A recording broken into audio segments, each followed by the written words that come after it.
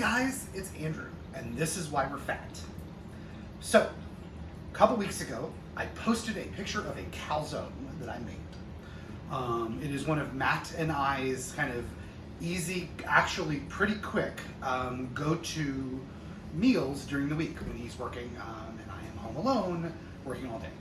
So, the nice thing about this one is almost everything is store-bought, and you only have to cook extra ingredients if you want to. Everything else though is either you can buy it in the store or it's just kind of ready to go. So let's talk about what we're going to use in our calzone. We have some sliced salami bits, and Matt and I keep these in the house for his lunches. We have some pepperoni that we had. We had some really tasty ham that I sliced up. We got some fresh mushrooms that we got in our Imperfect Produce box, some green peppers from Imperfect Produce, and then we had spicy Italian sausage in the in the freezer. So I pulled it out, and just today, over the course of my day working, I threw it in the oven at 425 for about 15 minutes to kind of pre-cook it. It definitely needs more time in the oven, but it's going to cook in the calzone too, and it's going to stay moist and juicy and delicious. Cheeses that we had some shredded pepper jack. We had some shredded provolone and mozzarella blend. And then the other day we bought mozzarella, like fresh buffalo mozzarella, because it was on sale, intending to eat it with some tomatoes, and then forgot we had it. So here we go. And I'm just using store-bought marinara sauce and some flour and some egg. And the star of our show is something that you can nowadays find at almost every major grocery store. And that is pre-made pizza dough. It's usually in the deli section, and they come in various sizes. This one is from Wegmans, and it is it's bigger than what I would say I've gotten at other grocery stores. That's not a good thing or a bad thing, but it does allow me to put more fun stuff in the calzone. But this is just regular, straight up old school pizza dough. We're gonna take some flour and just kind of sprinkle it on the nice thing about the pizza dough when you buy it frozen, you don't have to proof pizza dough the same way you have to proof bread and things like that. So you just kind of take it, I give it a kind of a pre-stretch. I've warmed it up on the stove, I've let it defrost in the refrigerator overnight, and I put it on the stove whilst it's heating up. And now we're gonna kind of start to stretch it out. I have my rolling pin, and we're gonna give it a couple good pushes. You don't want to overwork your pizza dough because then it gets super, it starts to springy and get spring back, and you lose the size and the shape that you're kind of looking for. But I do like to get my calzone dough kind of evenly into a rectangle and relatively thin, because you'll see why in a minute. This is a pretty big adventure from a dough perspective. All right, so we're gonna do that. The starting point is some sauce. And of course I forgot a spoon, so we'll use a spoon. The calzones. This is my way of making a calzone, and some Italians are probably going to see this and be like, oh, that's not a calzone. But that's okay, because in my opinion, you do what you like. So we're going to take a little bit of sauce, because I like the moisture that you get, and put it on the bottom. Not a lot. Right, just a little bit. I serve sauce on the side of my calzone to dip, and you're going to use vegetables and meat, and layer and cheese kind of interchangeably. So first we're going to put down a layer of this buffalo mozzarella, then let's put down some of this sliced salami, super good, maybe some of this mozzarella provolone mix now. And you're going to kind of keep it in the middle, and you'll see why as we build this up. It gets pretty tall. Let's put in some pepperonis. Now I like pepperoni. I actually prefer to use the big giant slices that you typically see on sandwiches. The spicier the pepperoni you can get, the better, in my opinion. But so we'll use a good amount of this, like an extra pepperoni on your pizza situation. But you're essentially kind of layering up the meat, the cheese, and the other ingredients that you're including. You could make this totally vegetarian with grilled vegetables.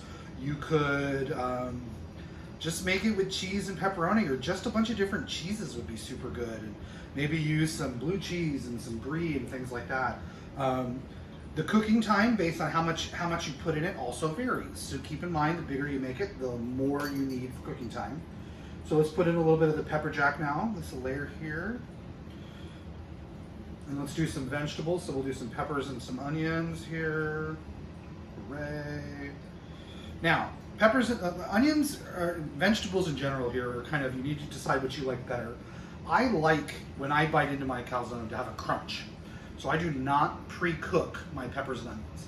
But if you like a softer, kind of more fajita style pepper and onion, feel free to saute them up, but you don't have to. Mushrooms are the same. I do not pre-cook my mushrooms. I like them to have a little bit of oomph when you bite into it. You taste it, there's a mushroom in there. If you're gonna do a grilled vegetable thing, the only recommendation I would have is make sure they're super dry. You don't have any kind of really wet marinades on them. You don't want a lot of water in here. The moisture will kind of evaporate and steam and poof it up bigger than you want it to be. Let's put a layer of tasty buffalo between that there, and now let's layer in our slices of spicy Italian sausage. Hooray! Okay. That good. Put some more of the cheese in here. Let's add the ham. And you just kind of start to build it up and slowly layer it. The cheese in between kind of acts as glue. Ooh, the pepper made it in. Acts as glue to everything and kind of melts it and holds it all together once you bake it. So we'll do that. We'll kind of get it all, give it a little push. Take the last couple of slices of buffalo mozzarella. Hooray, so tasty. And just kind of stick those on there like that. And now we have our calzone. Clean up my mess a bit. We have a baking pan lined with a silpat. You can use parchment paper. I do like to have something underneath it because it makes it super easy to slide off the pan so that it cools for a few minutes before you eat it. All right, so here's our calzone. Let's talk about how we finish this. The first thing I do is I have an egg wash here that is just an egg yolk, and I kind of brush it around the outside edge just a little bit. Just like with anything you bake with bread or dough, of any kind of dough, it's nice to have some glue to hold things together. So we're gonna give this a nice stretch about medium way up and fold it. Nice stretch about medium way up. So now we have these two ends that are gonna meet. You kind of pinch it and mush it around so that you have your little calzone pocket, essentially, and you're gonna roll it over. So now we have a giant calzone, and you're gonna do the edge now, where you roll it, pinch, roll it, roll it, roll it, roll it. You've got that glue, that egg wash in there. And you're kind of just making a crimped edge to keep kind of everything inside. Like this. Make sure you get the outside, the under edge rolled in like that. So now we have our calzone and our baking pan. This is where the feat of miracles happens, and you get it from the counter or the rolling pin situation where you've rolled it out to the pan. So I'm going to put the pan in front of it. I'm going to put my hands kind of underneath it, and I'm going to whoop, maybe not, whoop, onto the pan.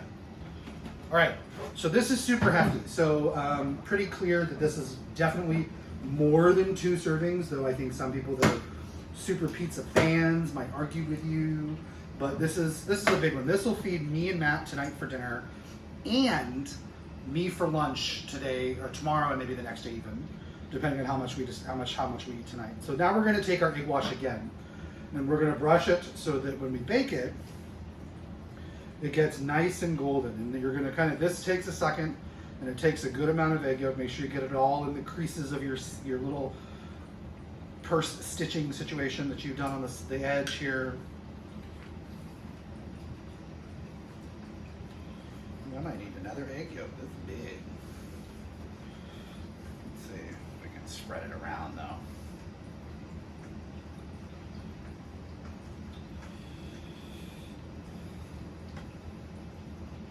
Well, I think we've just barely made it with enough egg yolk.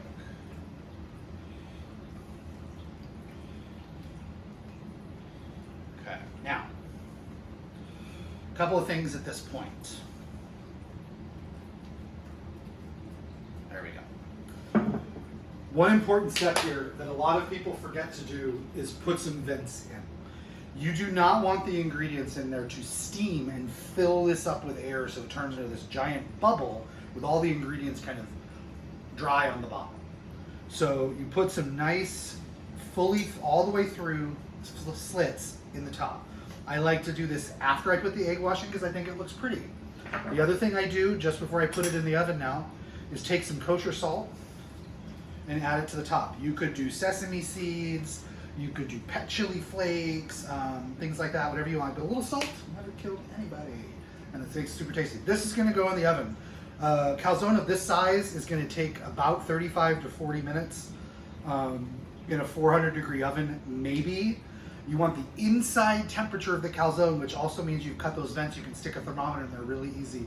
The inside temperature to be about 165 to 170 degrees. You're gonna pull it out of the oven at that point, and you're gonna let it rest for about 8 to 10 minutes because you do not wanna cut into it because just like super hot fresh pizza, it is basically lava on the inside with all that melty gooey cheese. So give it a second to set. We'll come back in a little bit, slice it open so you can see what it looks like, and give it a taste. Again, this is Andrew, and this is Why You're Fat, and this is our calzone.